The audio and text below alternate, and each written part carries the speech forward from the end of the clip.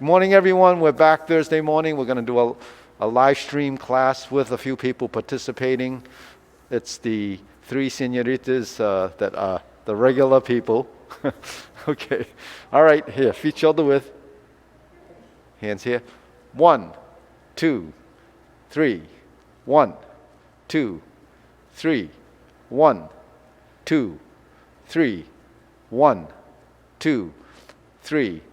1, 2, 3. 1, 2, and stop. Okay, to the side. 1, 2, 3. 1, 2, 3. 1, 2, 3. 1, 2, 3.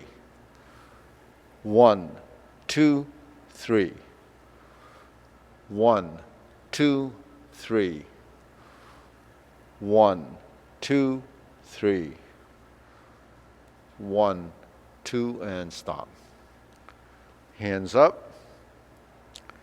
Reach down. 1, 2, 3. To your right. 2, 3. To your left. 2, 3. Center. Inhale. Exhale. Hands up. Reach down. 1, 2, 3. 1, 2, 3. 1, 2, 3. Center. Inhale. Exhale. Okay, one more time. Hands up. Reach down. 1, 2, 3.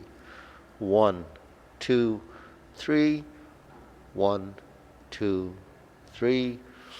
Center. Inhale. Exhale. Hands on your waist. Circular movements. 1, 2, 3, 4, 5, 6, 7, 8, 9, 10. 1, 2. Reverse. 1, 2, 3, 4, 5, 6, 7, 8, 9, 10. 1, 2. Center. Cross. Knees. Circular movements. 1, 2, 3, 4, 5, 6, 7, 8, 9, 10. 1, 2. Reverse. 1, 2, 3, 4, 5, 6, 7, 8, 9, 10. 1, 2. Center. Hands on your waist. Neck turning. 1, 2, 3, 4, 5, 6, 7, 8, 9, 10. 1, 2. Back and forth. 1, 2, 3, 4, 5, 6, 7, 8, 9, 10. 1, 2. Center. Tilt to the side. 1, 2, 3, 4, 5, 6, 7, 8, 9, 10. 1, and stop. Center. Down. Circular movements. 1, 2, 3. Reverse. 1, 2, 3. Center. Hands up, pull in, inhale, exhale, inhale, exhale, inhale, exhale. Okay, spread your feet, turn your shoulders, 1, 2, 3, 4, 5, 6, 7, 8, 9, 10. 1, 2, 3, 4, 5, 6, 7, 8, 9, 10. 1, 2, 3, and stop. Okay, stretch it out.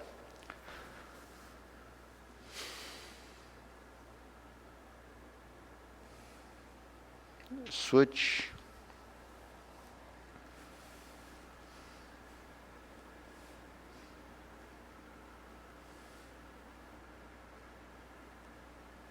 Switch.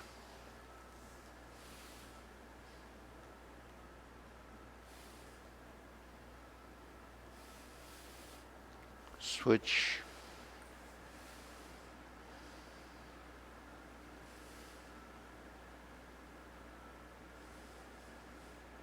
Switch. Straighten the front knee.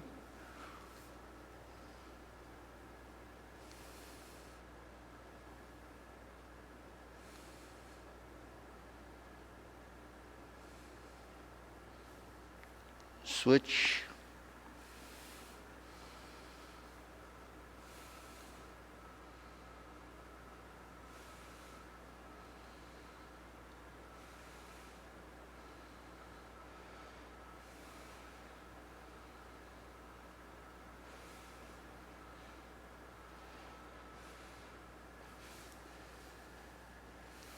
Switch.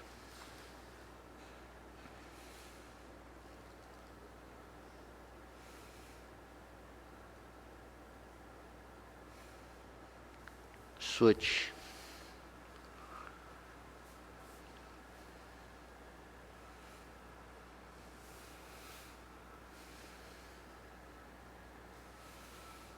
Switch. Okay. Back to center. Stretch out.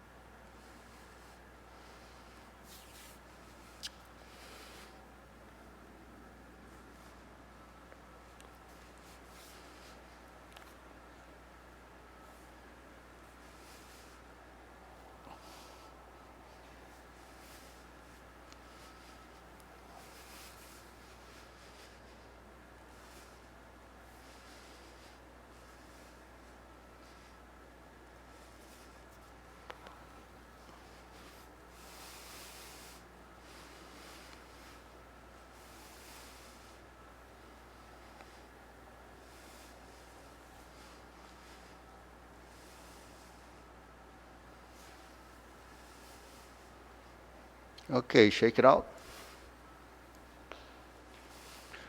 Okay, you ready? Deep breathing. Inhale. Exhale. Inhale. Exhale. Inhale. Exhale. Okay, hands to your waist, shoulder roll. Ready?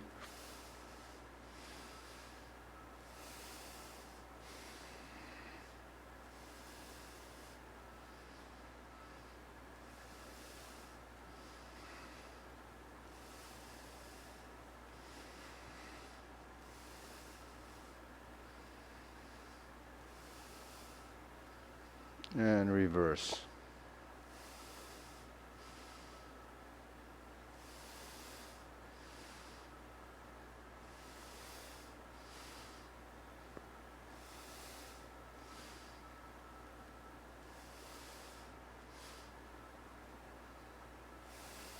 and center. Okay, press, release, exhale, inhale.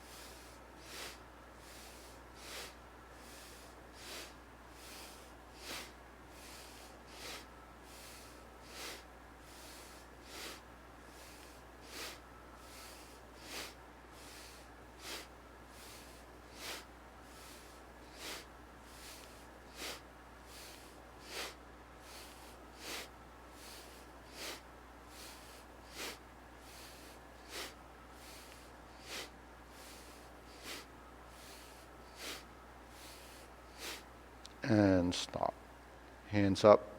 Pull an inhale. Exhale. Inhale. Exhale. Inhale. Exhale. Okay, wrists.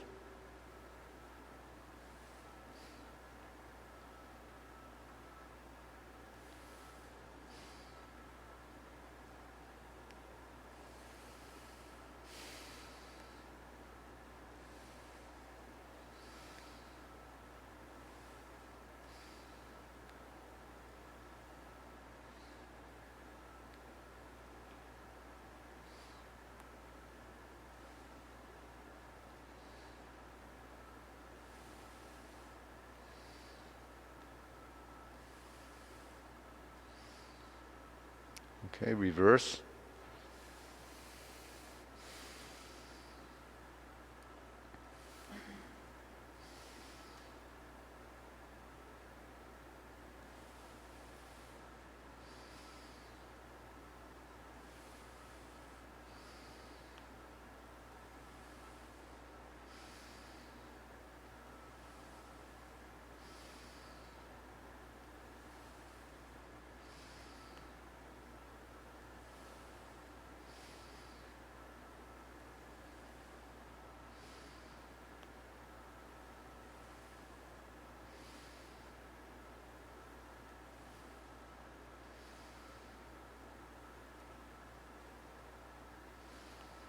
And center. Palms down. Bigger circle. 1, 2, 3. 1, 2, 3.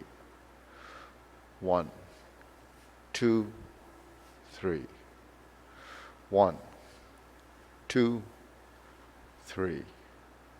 1, 2, 3. 1, 2, 3.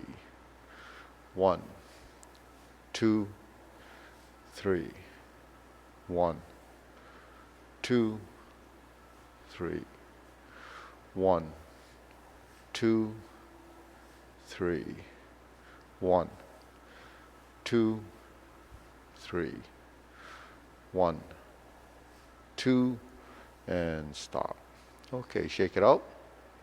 Okay, let's shift from side to side, and then we're gonna find that center.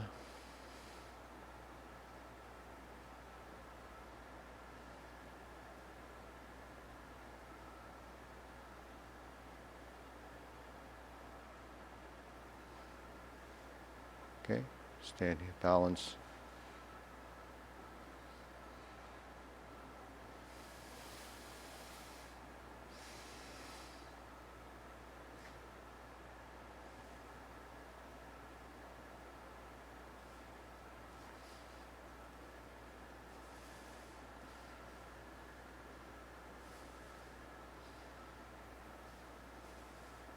Lift up, oops.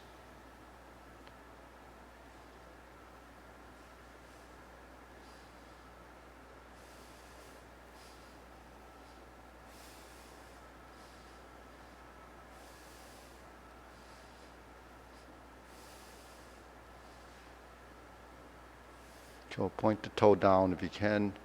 So just focus the toe and then you aim it down. Okay, shake it up. Aim toward the center. And bring the leg in.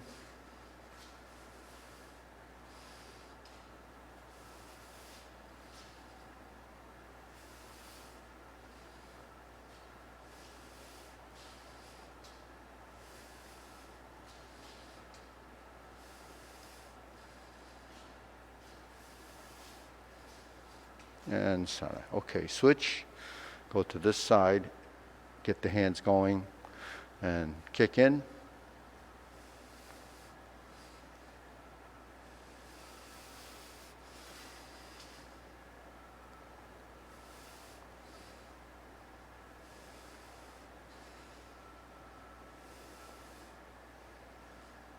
And center. Okay, now we're going to go this way, directly to the side, opposite.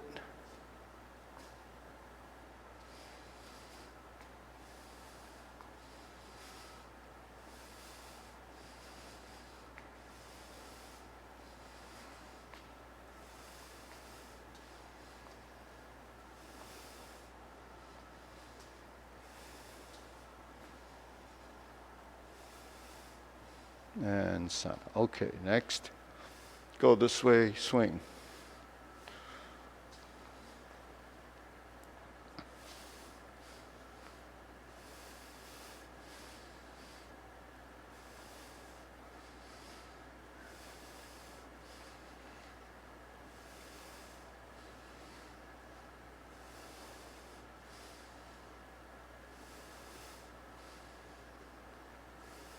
And center. Okay, deep breathing. Inhale.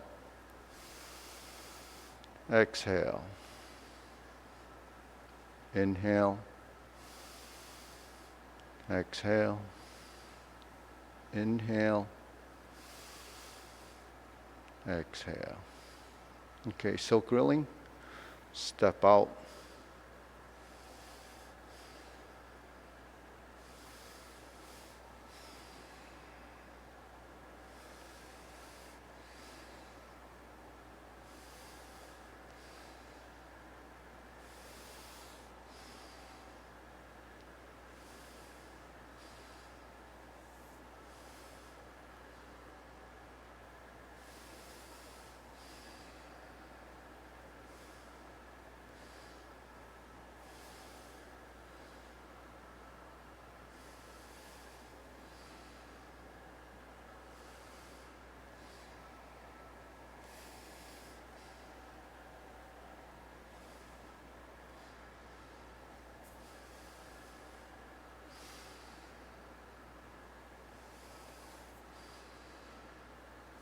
Switch.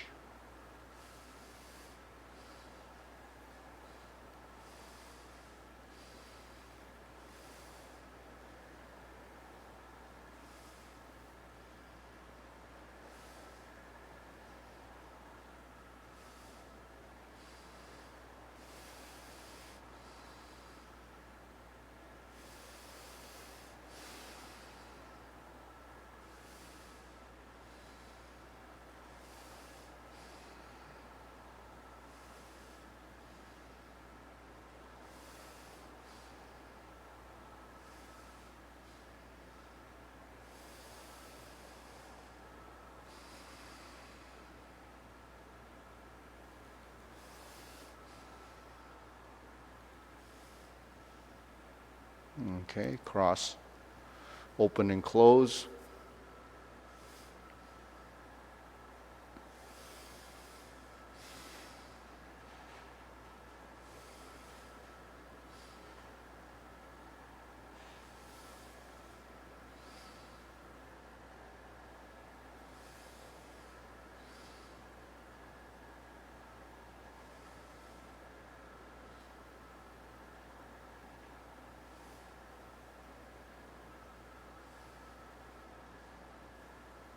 Switch.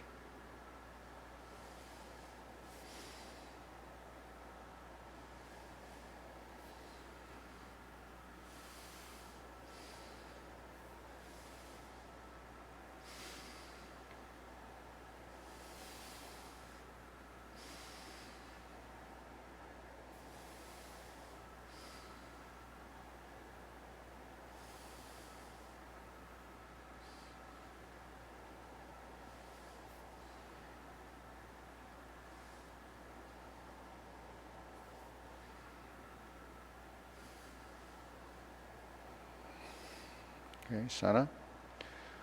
Preparation, hands here, circular movements.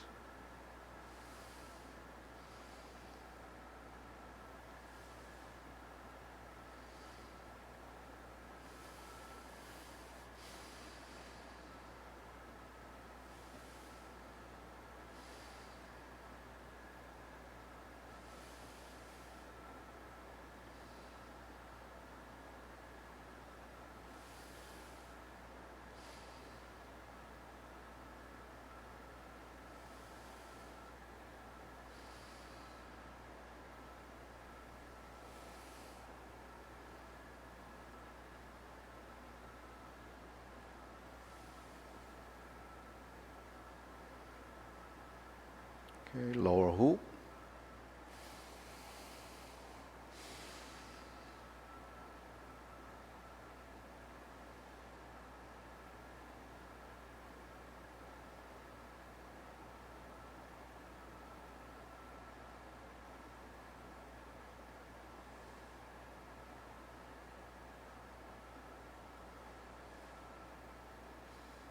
Shoulder height.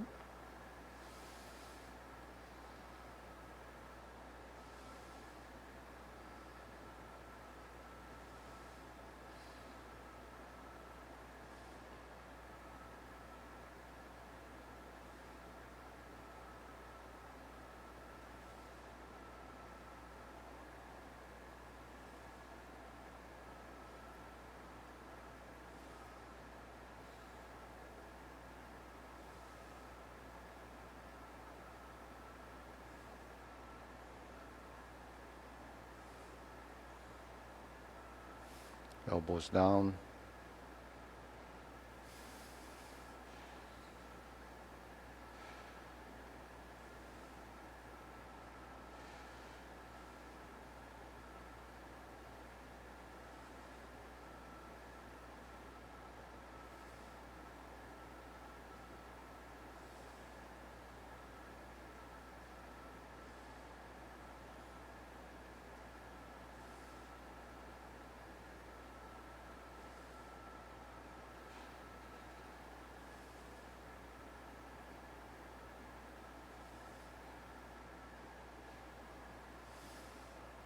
Lower palms down.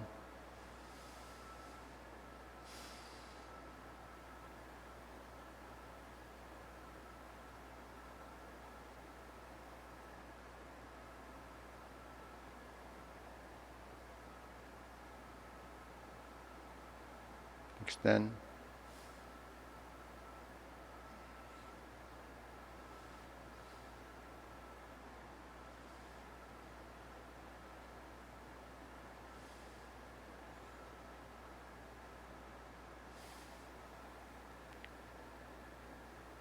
Inhale. Exhale. Inhale. Exhale. Inhale. Exhale. Okay. Part the horse's mane.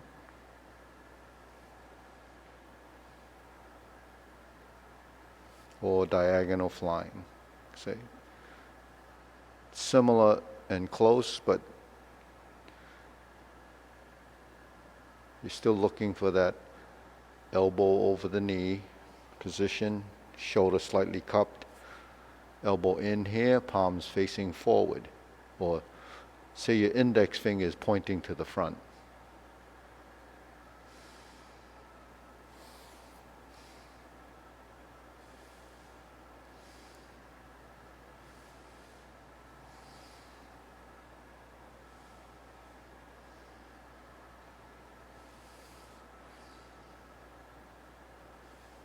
Okay, switch.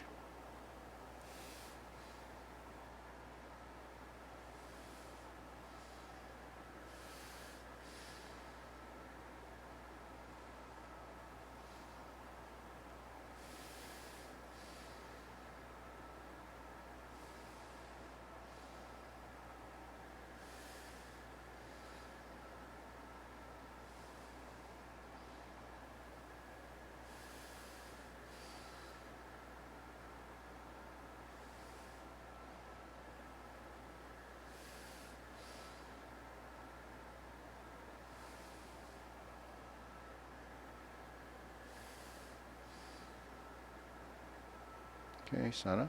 Cloud hands.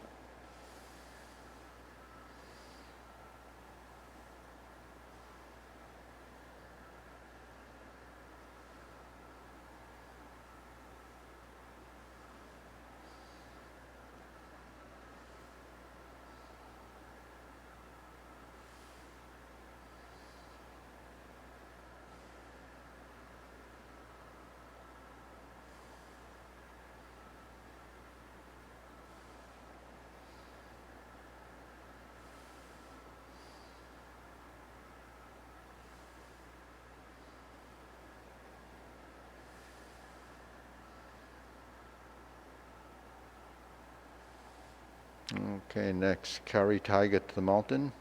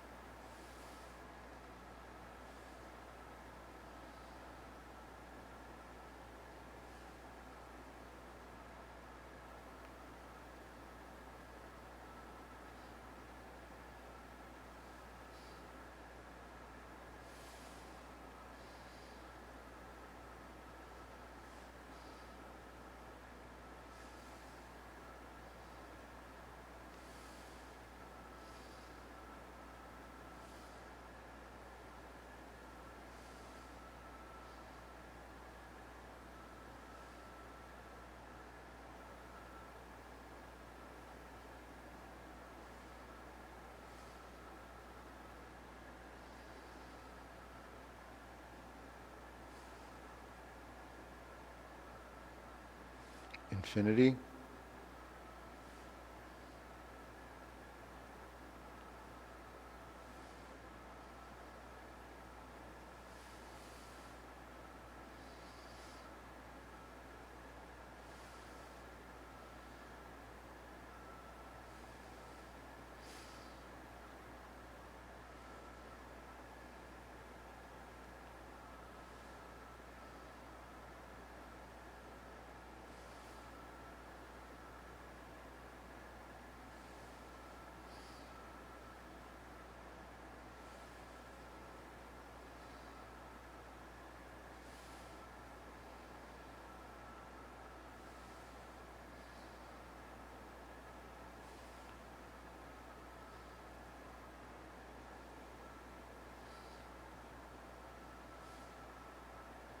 Form the fist.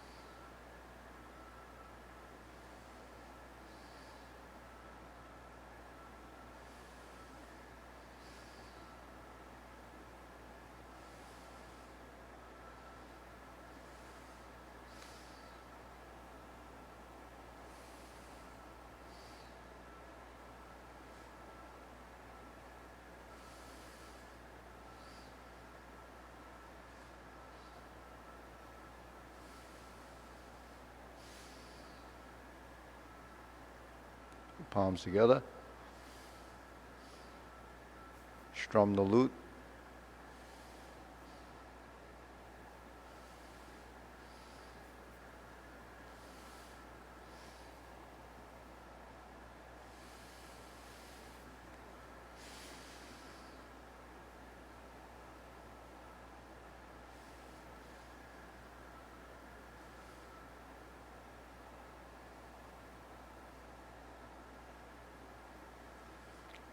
Okay, thumbs up. Right side, alternate the shoulders.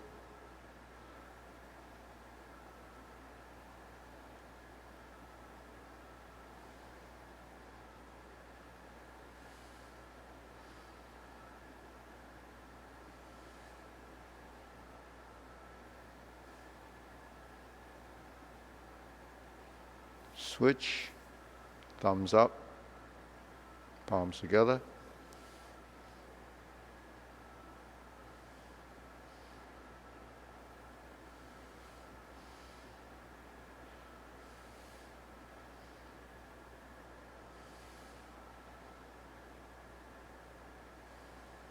And Sana. Turn, draw the bow.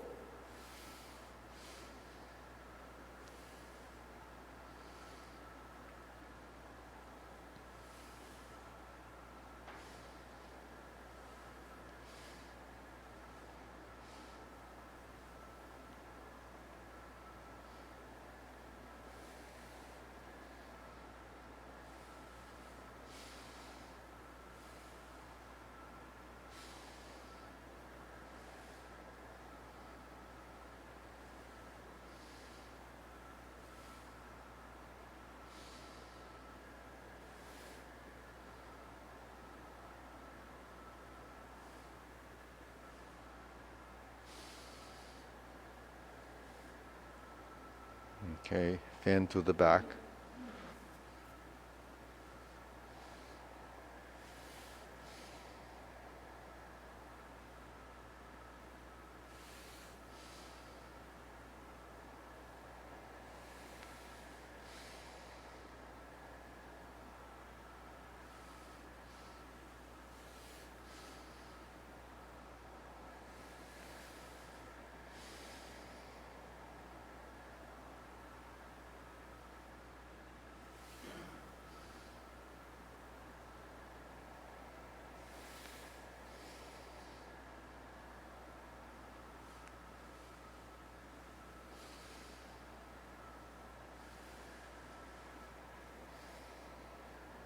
Okay, Sana, raise the hand.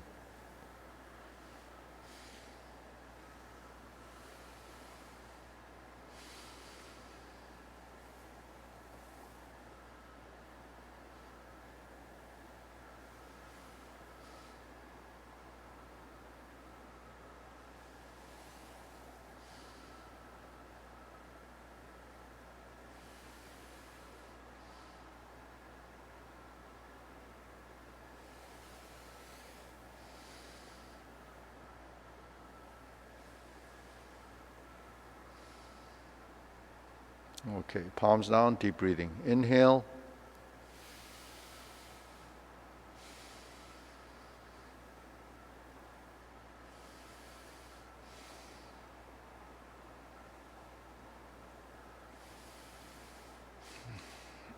Okay, good.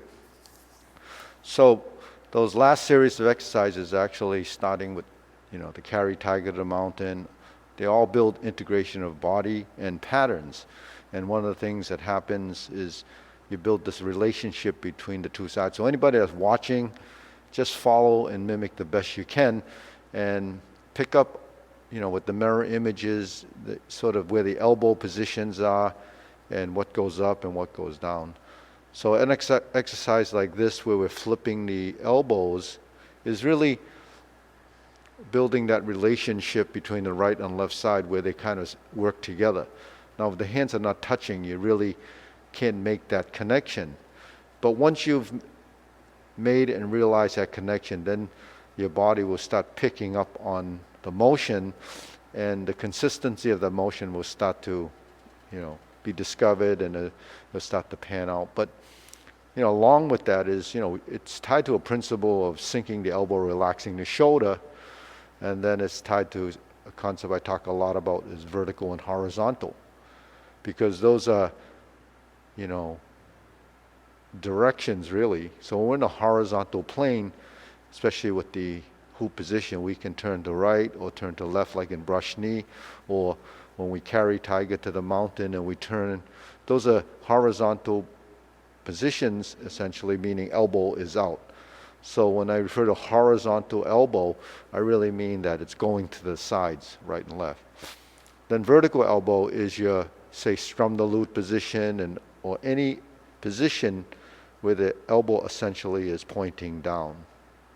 Okay, so those are the two axes that I talk a lot about. And then to connect the horizontal vertical, you have the oblique line. The oblique line is the 45-degree lines.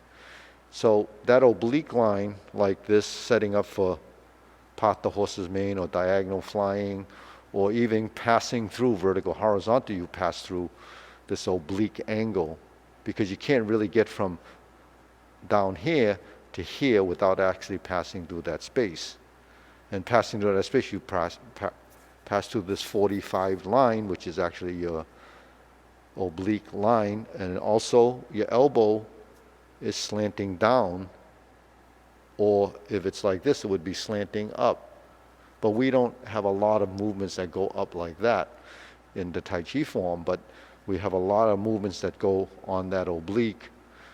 In this instance, it's still elbow, but it's actually angled downward to the back corner. So that's just reference points and directional type things, where if you define that direction of movement and you practice it over time, what ends up happening is your body starts to recognize that. That's part of the muscle memory we talk about, part of proprioception, part of getting your musculature to work and balance out to create a motion. So motion is something that is created, and anything that sort of disrupts that motion would be a conflict in motion. So one of the major conflicts in motion is, aside from the body not knowing, is tension. And when the body starts to know, what does it have to do? It has to delete the excessiveness, has to delete any erroneous motions or tension in the body that's going to disrupt the line of movement.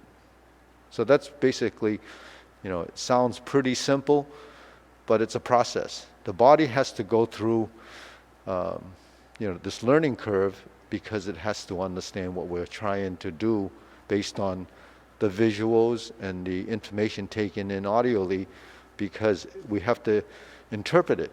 And that interpreting of movement really is subjective in a sense, because we can only interpret and understand as much as we are capable of doing, and also translating that information. So a lot of things are lost in translation, because understanding it evolves continuously. So while we evolve, our body will go through this metamorphosis. It changes from the uncoordinated person to a coordinated person, or integrated person to an unintegrated movement, or a rigid body. So to avoid rigidity, we need to move. To improve circulation, we need to move. So the fluidness of our circulation is tied to the fluidity of our motion. So if we understand that concept, we really take to heart that movement is essential. So that's really what I try to get across, in most of the classes, essentially, because if you don't understand why you need to do this, then the tendency is not to do it, right? But once you understand that this is what you need to do, just like nutrients, just like why should you eat organic or not organic, why should you eat certain types of foods, is because you know what's good and what's bad. But if you don't know, you're just going to take everything in thinking that you're satisfying your nutrients, but you're probably, without knowing, you're probably not doing the right things. So that's kind of important. But on the movement side, knowing how to develop that movement is very important. So the fundamentals that we do, these 30 minutes of exercises, like you can call them exercises, fundamentals, warm-ups, whatever you name it, essentially you're teaching the body positions, muscle memory, patterns, shapes. So the shapes, I call the geometry of position, the circles and the arcs are created, and that's the only way we can actually move, in arcs and circles. Even though we kind of can draw a straight line, this straight line doesn't happen because this finger went to here. It got to there because we actually drew this hand across by moving our shoulder. So essentially that's an arc, because if I turned, there's an arc. But when we see something that goes linearly across, we only see that as a straight line, and we don't see that arc because the circle is so big that it appears to be straight. It's sort of like the earth being flat. it's not flat, it's just big and it's round and it's turning, but it appears to be flat because of perspective we can't really see that it's moving and it's curved. So in our movement's the same thing. We don't see it, but we should experience it. And as you evolve, then you start to see that when we're in a neutral position and we go like this and we turn, all of these are creating vertical and horizontal movements, arcs and circles. You see? And the manipulation of your skeletal structure, which is your skeleton, moving in, small increments sequentially, you start to generate these different patterns. So let's do the linear form that we face the mirror and we got to start to form and create the different postures. So we've been doing this in the last month since we came back so that we can identify and look at how we move. So here's your 45 torso position. Here's your press. We sit back to toe out. And remember we talked about getting over that foot, flipping the hands. There's your relationship to slide down here to get to the other side. So that's beginning style, transitioning from right to left. We create the horizontal circle. And then we set up. Now we have two corners. So go to the right corner, down to the left bottom corner, across to this position, and then out, and then back. Hook your wrist. Now when you're first learning, you're just going to do this, this, this, and this. So someone just starting out would go like this, and they would just go forward, and go backward, and go forward. And there's no dimensional change. But as you evolve, you start to realize our movements have to have volume. And the volume is created by creating different axes and changing within the realm of your space. Now, we could be 360 degrees around, but we're not working with that. We're working with this 90-degree space, which is 45, 45, and your center line. So when we go forward and we turn to this corner and we change the hands, we draw back toward the waist and turn. And then we turn again and then go out in front of the shoulder. That's your right side grasp the sparrow's tail. Now, for newer people, that's pretty complicated because the body hasn't picked up on the motion, and we just turning the waist sometimes takes many, many years to get that to happen, to become part of a total movement. So when we learn movements, we learn the hands, then we learn the legs, then we have to connect the hands and the legs, but the torso still is not very connected because it doesn't know. So knowing how to move the torso is another stage of development. So when we talk about the hand, eye, body, waist, and stance, each one of those are components or parts of what has to move. So hands and eye is a relationship where the hands and eyes work as a relationship as well. Then when you bring in the other idea of the body, is the body form, and those are the postures. So we have to identify those postures. So we have the postures, and then we have the waist. So the waist is really a segment between the, say, your solar plexus, the sternum area, down to maybe just about where the navel is. That whole area we consider the waist. That includes your ribs in that lower lumbar area, because that whole area becomes a segment. And then when you split the body in half, you have a right and left side shoulder girdle that ties together with that. So when we're doing the side bend and we're doing the stretches, that's actually activating all of those little bones that come together to create torso movement, also tied together with breathing, because those areas kind of expand and contract and move. And they move, you don't have to teach that how to move. It's innate. It happens as part of your breathing apparatus. But in movement, it becomes voluntary. And when you voluntarily teach your body how to move, it becomes a motor skill. Now, when you're teaching your body how to move, it has to go through a process. When you're injured, say you got banged or you fell or whatever, and you injured any of this connective tissue, you can feel it when you breathe. because you can't stop those areas from moving when you breathe, because it has to expand and contract. It expands and contracts to change the volume of space inside, and that's how your breath is actually moving. So you can move it like this, or you can move it like this. Diaphragmatic breathing is up and down, and expansion of your chest cavity has to do with opening and closing. So breath and movement is already tied into everything that we do. So we call it natural breathing. Natural breathing lets your body just do it because it's going to do it anyways. If you passed out, you're still breathing. How does that happen? It happens part of your system. Because if you didn't breathe and you didn't get oxygen, in 5 minutes you'd be brain dead. So we need to get oxygen in our system, regardless of whether we move or not. But efficiency of movement and voluntary movement drives those mechanisms so that you get complete circulation. It's systemic throughout the body, and the more complete it is, the better. So that's just kind of a theory in a nutshell. But the thing is, we don't, first doing Tai Chi, we don't understand that all of this is happening. So when we get into these positions, all of this adjustment really comes from experience, time, and the discovery from what we're learning. Okay, we hook the wrist, we turn the foot out, move the foot to here, move the foot out, open the stance. Now we open the stance, the weight is still here. We don't want to do this because we didn't distinguish and differentiate between what is the solid and the empty.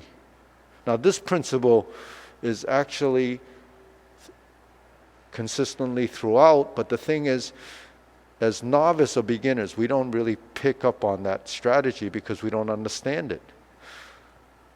But the participants today have many years of experience, so this is something that we need to heighten and understand as a concept. Whether it happens at this point or not, or today, is going to be varying depending on the individual. Depends on your individual practice and how long you've been doing it. So 5 years, 10 years, 15, 20, 30, 40, it varies based on the individual's regular practice and discovery over time. So when I talk about these things, if you've been doing it a while, you'll pick up on it pretty fast because you say, okay, that's not happening, I can do this, because you have much more control of your body and much more control of the concept. Whereas while you're memorizing sequence, all of these things just go, whew, it just goes over your head. And you won't even remember what I said, but people that have been doing it a while will remember it. So we talk about the waist, the 5 coordinations, those things we hear all the time. So once we've done the grassless Paradigm, we've gone to single whip, and we open. We worked on this one, draw the ball, holding the ball. Your hands go across, find your center line, slant the body. Remember we talked about this, holding the ball. Well, there's your oblique line. You see, as I go from here to here, there's an adjustment because of the relationship now beginning to tie to the lower body, right? So as I shift my hips and I shift my shoulders, as I shift my feet and I shift my elbows, you can see that there's a relationship. That relationship becomes a movement that becomes part of your subconscious over time. And every time you move, you're going to be doing that. Whether it's part the horse's mane, diagonal flying, and then you open. You open, and then where do you gaze? There's the body form. That's the posture. Okay. Then we have to move, right, to center. So we have to first turn, and then turn back, and then go forward, and then here. So while we're transitioning like this, we have to shift in the lower body to create the stance and position. So while we're doing this in the lower half of the body, that becomes a lot more complicated because now we're working lower half of the body. Why is it 5 coordinates is hand, eye, body, waist, and stance? The legs are the hardest part to teach. It's like the last part that people will end up focusing on. Hands, people focus, and eyes we know because we always see and we take in information. But when it comes to the hands, it's because that's something that we've grown up doing. Reaching, grabbing, holding. We know how to move our hands. The legs from the lower half of the body are totally dysfunctional if you don't use them. So dysfunctional meaning that it doesn't really know. So when we're here and we hold the ball and we shift and we turn, then the body starts to do all of these maneuvers as a natural course of the action. Natural courses don't happen until you spend many years doing it because it's all confused. The brain is easy to confuse because it doesn't know what you're feeding it. So every day you hear something different, you're going to get confused. So then you have to sort it out and decide which is the right thing, which is the correct thing. And then over time, that's the one you'll probably stay with. But staying with that is because that's what feels the best. That's the way it should feel. And then if you correct it in a position because your elbow's too out, or it's like this, or your shoulders are back, hand is like this, or like this. So you can see all the discrepancies in movement because we learned it should have been like this. From carry tiger to the mountain. That's your hand. That's your stork flaps wings, right? That's your J lady work shadow. It's one of those. So it's really combinations of what we call the geometry of position, which is what? Center line, right? Triangle, circle, square, and slanting, elbow down, square hands, flat hands, okay? Palms up, elbows down, triangle, forward, right? Going up, out, cross hands, actually slanting, lower hands, lower hoop. So you have high, middle, and low, eye level, shoulder level, waist level, sternum, cross hands, parallel, parallel, square, square. So all of these are just simple positions based on the shoulder position, elbow position, and wrist position. That's upper body geometry. And then the lower body is square, angular, straight, and you're forming triangles. And you have a center line. The center line is tracking through the body based on the shoulder width stance. So this is shoulder width. We go like this, we step up, there's your shoulder width. We go like this and go like this, there's your 90-degree angle. So while we're thinking of angular positions, that joint angle position that we memorize as muscle memory really is created by what you've taught your body through the proprioceptive reflexes and feeling that this is 90 degrees, this is square, this is one turn, pivot on here, this is bringing it in, this is bringing it out, this is bringing it out, toe and heel relation, all of these things that we hear a lot, toe, heel, pivot on the heel, pivot on the ball. We didn't even bring in bending the knees and moving the hips. So the hips, it's a ball and socket joint, just like the shoulders. So we're here. We turn, we go forward. Here, we turn. So the ball and socket comes into play here. So when we turn out, there's your opening. Here's your shifting. If it turns out 45 degrees, you're going into that corner. If I turn like this, I'm going into this corner. If I make it parallel, I turn straight, and I do that, I'm going this way, and now I'm here. So you see how our feet are very precise in its actions as well, because they're like your steering wheel. They're steering you in a direction, your tires. So where your nose goes, that's the direction you're headed. So the body becomes a unit. Yeah.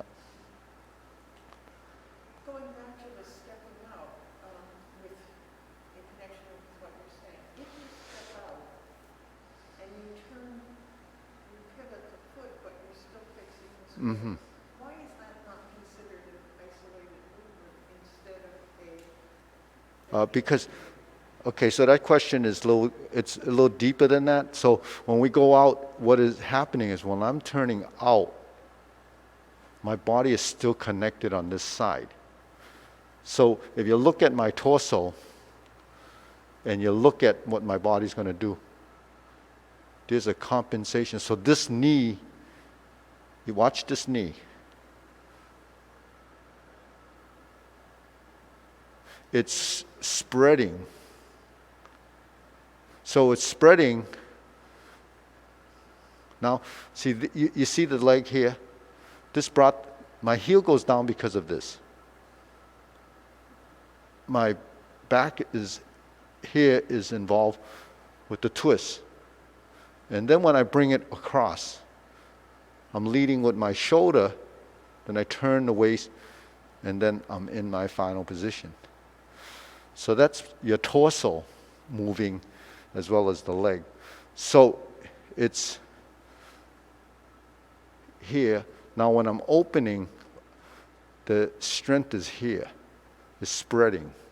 But it's really connected here. This becomes this.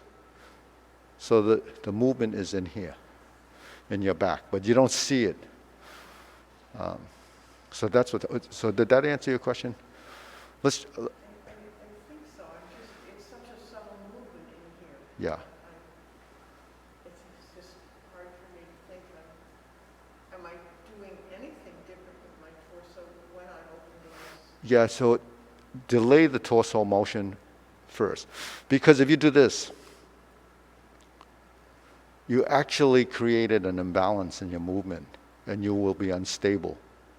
Because if I'm here, and you push on my hand, okay, and I step out and I turn, I'm going to be off balance. You see, when I'm here, and if I step out and I turn, you push. See, so my hand, Okay. because I'm moving here and here. So the force of your force pushing becomes there. And then when I'm here, it's going to turn and then to here. If I do this, I actually put my center of mass in the wrong place. So that's why when you open your position, you have to be connected here. See? So it does take much more control of your torso, because the torso, in Tai Chi we say forward, backward, right, left, center, right? The center is the central equilibrium, your balance point. So when we spread our feet, and I'm going to open, I can't just open. I have to open sort of sequentially. So when this foot opens, I'm like this. Because I'm not committed to that side, my body is still here. So I still have the option to turn. Whereas if I bring my open up and I do this, then my upper body becomes disconnected and it becomes isolated. So it's not isolated in the sense that it's separate. It's connected, but it's not obvious. Yeah. But it's also getting your position in a sturdy place before. Yeah. Yeah. When you change from one position to another, you're always moving from deficiency to a superior position, trying to maintain your center of gravity and mass. So there's always going to be transitions and parts of these areas that you're not as stable because one-legged. But if you're just one-legged like this, where does the balance point go? So when you're here, when you turn and you have your body like this, or turn, your body has to be tied to the spine, that supporting leg, or here, turn, here, and turn back. So the spine really connects through that center post. That's your post, like the beam. So that's really what we're controlling. So you can imagine, if Tai Chi is what we do to improve balance, stability, strength, and agility, all of those things must come from controlling your center. So if you don't know where your spine is and you don't know where your feet are, you're going to be confused when you stumble because you don't know where your body is. So that's proprioception at a highest level because you really have a great deal of awareness. That awareness is partially what you develop on a functionality side to know where you are in a space, considering that it's a martial art. You want to know where you are in space in case there's something that's invading your body on a physical level. Just like, things invade your body anyways, just like this pandemic thing. It invades your body. How do you protect yourself? They tell you to wash your hands, put this mask on, and, don't touch your eyes, don't touch your nose, don't touch your mouth. Those are the areas that this virus penetrates into your mucous membranes. So we learn to do that, but people don't pay attention to it because people are always touching their nose and their eyes. You can see it when they do it, even the doctors, they're telling you the story and they're going like this and they're going like this, because it's just human nature. We learned it from the gerbils, right? So anyways. Can you just do that series again? The beginning? Oh. Yeah, so after grasp the sparrow's tail, we turn out like this and we end up here, right? So essentially we're here, but it looks like I have both feet together and I'm weighted on one side, right? But actually, it looks like I'm weighted on two sides, but actually I'm only weighted on one side. But you can't really see that. But if I was weighted on two sides, I wouldn't be able to move my foot out. But then once I sink down, now I'm in my stance. And once I begin to open, then I begin to transition across. And then I'm past my center, and then it resets. So the legs actually have to move. So that is a control factor that you're trying to build as a posture. So that should happen anytime you open a single whip, and then you move through the center, and then you begin to hold the ball. And then we adjust, turn, and sink. Then we're here. So that little thing is what happens in cloud hands, right? That little jog. But that little jog becomes a waist movement and a hip movement and a modification of the supporting foot. So your ankle has to relax and it allows the shin bone to maneuver into a position of stability. If you left it here and you turn your hip, you're going to be off balance. Because when you go like this, it allows my spine to be here, allows me to be here, allows me to be here. That has to do with conflict and movement. Your thighs, as soon as you go like this, wants to tense. It doesn't want to be mobile because it doesn't know how much to contract and how much strength it needs to sustain you. So it has to be adjusted. So that's adjusted over time, and your brain will figure out to delete any erroneous excessive movement or tension. And then once it gets natural, you can sit here and your muscle doesn't really get tired. Otherwise, it's fatiguing. That's why your leg feels like it wants to. You can't stand forever, but it can get you through that. Can you see that whole sequence again? This It's lost in the words. here.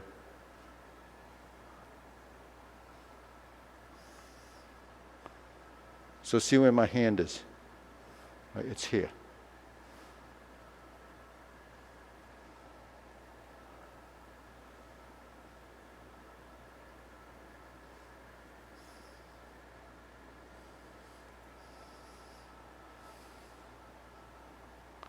You see this joint?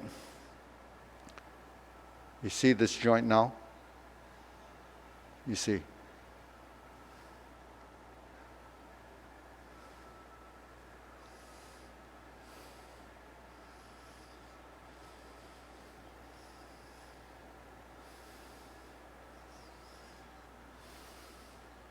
come up, and then your hand stop. So you can see the adjustments that you have to make in the legs. So this adjustment is no different from this adjustment, because this is essentially the same design as your arm. They kind of have the same mechanism, but they're just attached at different places. You have a ball and socket here and a knee. What? Okay. Okay.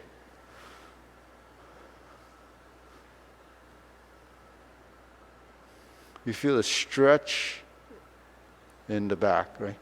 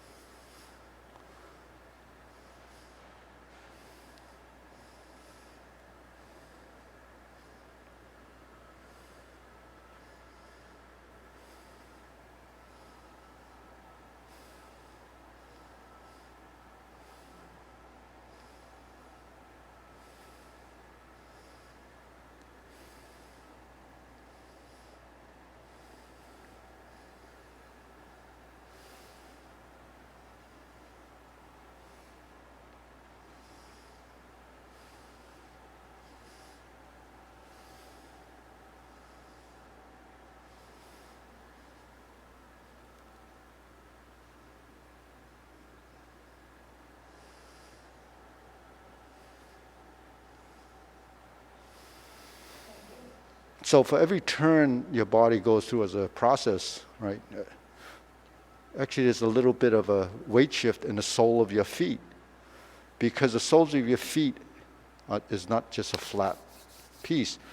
There's the balls of your foot, then there's your toes, then there's the sides of your feet, and then when you shift in the heel, as you transition through, it's changing. If you think on the pressure side of it, how you feel on the sole of your feet, then the pressures will vary, you see.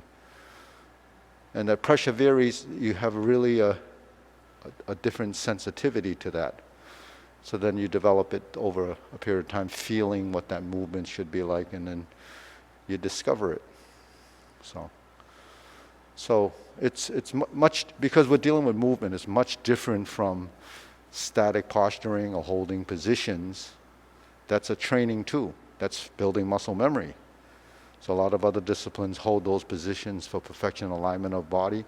But once you're in motion and you're in movement, then everything changes, because now you have to adapt and modify and change instantaneously throughout the whole process. And that's a control thing. And when you're nervous and you're not sure, you have tension as well, right? That's from what? From stress. So doing movements can be stressful when you're learning, or under pressure. So when you're under pressure, when someone's watching you do it, right? Because what humans really have a problem with is not doing it right, because you're under, the microscope and someone's judging you. No one likes to be judged.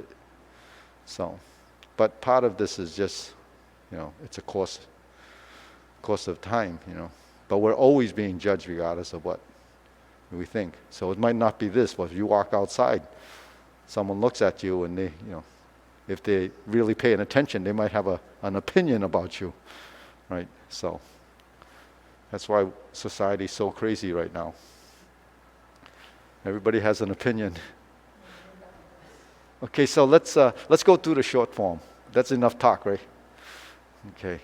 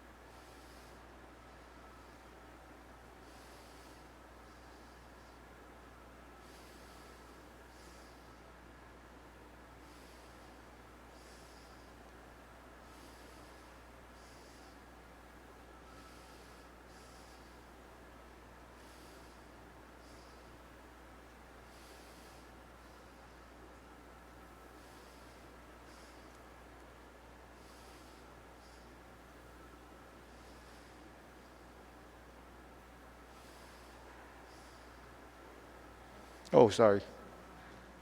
I went into the long form.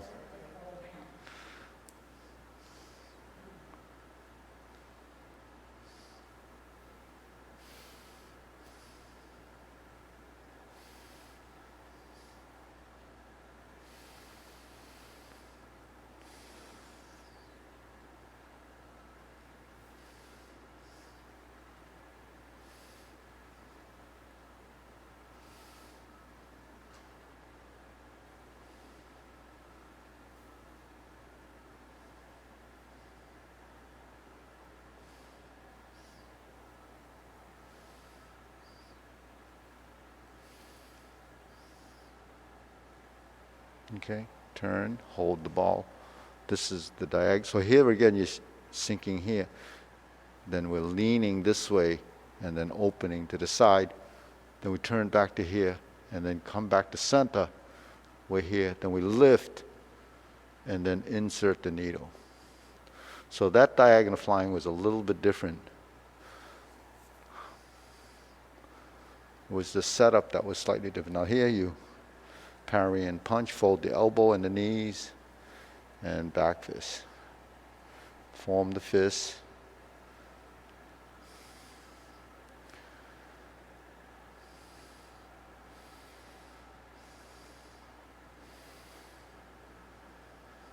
Leopard and tiger springs to mountain. We're going to go to the left. We're going to the left side movements. First carry tiger to the mountain. So we are facing the back now. We have the cross hand on the left side outside. Bend from the waist. Stork flaps wings. So he'll pivot to left side, grasp Bowser. So this is just the mirror to the movement. So you do turn the waist, hook your wrist. Here's a single whip on this side. And you step out, open. Now here your body has to do the same. Reverse the ball.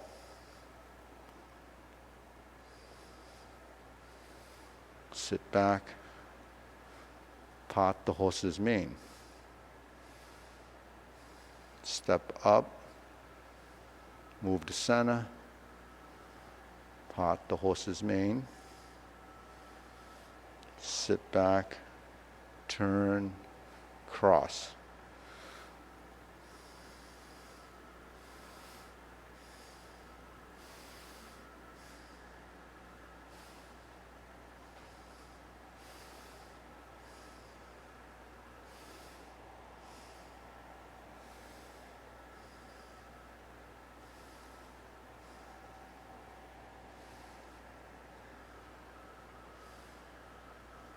Here's the movement again. Cloud hands.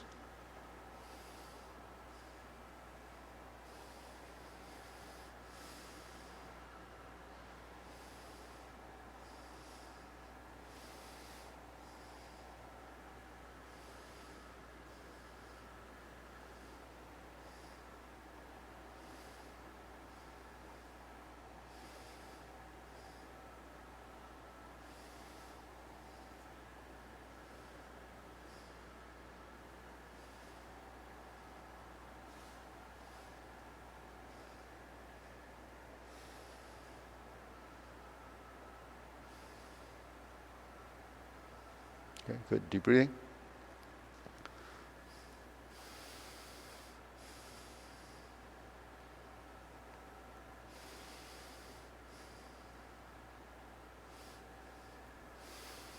So in the Jade Lady Work Shuttle, the important thing is that you have to preset your supporting leg. That's where, when you're in the part the horse's mane, you sit back. Then you have to turn your body this way first. Your foot is already there, then you can walk towards your center. Now if you don't do this and support here, then this foot is going to be out of control. So once we do this side, the same thing happens. If you don't shift and then turn your torso, you're going to lose your balance. So that's what I just spotted, when you did that step. Yeah, so it's because do it on this side.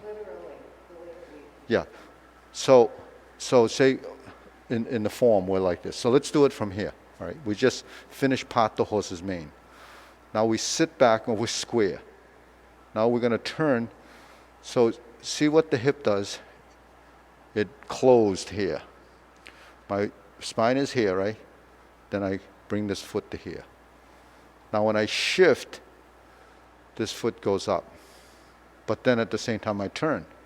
So now my hand is here, my hip is here, and I generate the leg. Now I sit back and I have to turn. So when I turn my spine here, my foot is here, allows me to do that. Now if you do this, not quite there, that's where you're going to get. So yeah. So the important thing is this. 1, 2, 3, right? Right. 1, 2. So you twisting here, centering here. 3, 4, 5. So you always, it's called a substantial leg. You always have to transition through your substantial leg and put 100% of your weight on that substantial leg. Because if it doesn't get 100%, it never really knows, right? If you put 90%, it's going to think it's correct. You're already in the right position. Now, once you're in that position, your body will know where your center is as a slow motion practice, and then you just start to discover the correct positions. And you strengthen your legs, you build more agility and flexibility. So that's a process. We have to go through that process. Everything is, they call it substantial, differentiating between substantial and insubstantial. That's weight shifting, sustaining your position, and allowing your body to become, it's a training so you becomes aware. And once that awareness becomes part of the way you practice, then your body will start to discover, the accuracy of that position, and then it knows it. As creatures of habit, that's how we learn, that's how we do it, and eventually it becomes subconscious and innate in the body. So. In that sequence, at what point does the hand motion change? So for every action below, there's some action above. So I focused on the legs. So what happened was, so when you're here, when you start to move, your hands would turn. So you see my hand position here, and then my hand position is here. As you step, that's where that Yeah. So this is grass the sparrow's tail, right? We turn, and there's a manipulation. So in Jade Lady Work Shuttle, when I turn, and I turn, and I turn, I turn, and I turn, for every action below, there's an action above tied through your torso. So your hand patterns have already been somewhat dialed in, vertical and horizontal, forward and back. Then you have to bring that geometry into your leg movements, because now you're working leg movements, center of mass, differentiating solid and empty, transitioning through, tying the upper a little lower, relationship of the hands and legs, final posture. So all of those things have to happen. It's a theory, it's a concept, it's a principle. So you have to work through the difficulty parts of it, and then you start to figure it out. But the only way to develop it, as they say in specificity of training, you have to do that movement to get that transition. If you don't do it like that, then it really doesn't know. It's as much information as you're giving your brain. I mean, we learn everything like that. You want to scan it, then you get some information. If you read it over and over again, you're going to get a different interpretation, and you can translate it in different ways. So, everything that we, every task that we do, everything that requires a certain amount of skill and information, it's really a formula, right? Formulas are designed to, you put things together and you have a result at the end. Now, If you don't like it, you have to, like if it's a piece of cake or cookie or whatever you're making, if you don't like it, you modify it a little bit, with a little more sugar, a little less sugar. It needs more butter. So then how much you need it. So then it becomes sensitivity of feeling. And it's all tied to atmosphere. So when it's cold out, you don't move as well as when it's warm out, right? Because circulation is a little impeded, right? So, I mean, it's a lot. I just draw off of these analogies to give you an idea. And all martial arts type things, we use analogies to try to give the student something to connect with, to try to understand what that is. But if you're just mimicking and copying, you really don't know what you're doing, right? So the more information you have, the more information you share, the better opportunity is to create, a student that is knowledgeable. So as practitioners, eventually you may teach someone. So you have all this information that translates into knowledge, and then knowledge is something you pass on. That's what teachers do, right? What else do teachers do? That's the whole job, right? Purpose. Right. So what time is it? 5 minutes. Okay. So did you want to do anything? We didn't do the long form, but we... Yeah, okay, sure. So we're going to do this sequence again. 3 minutes. We're going to do the 3-minute Tai Chi Paradigm form.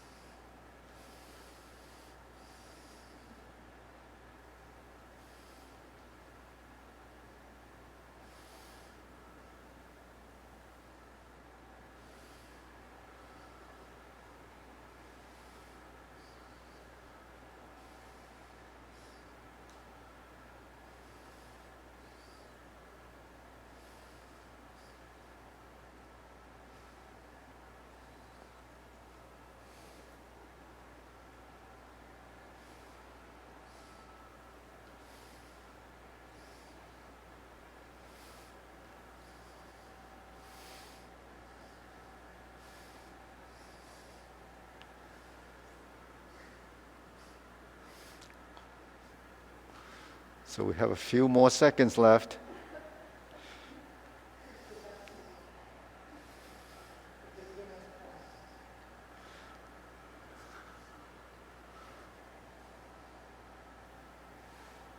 And we're almost getting there. We got a few more seconds. And we're here. And hopefully everyone got something out of this class. Everyone watching, stay tuned, subscribe, thumbs up, and we're closing. Okay, good. That's it for today.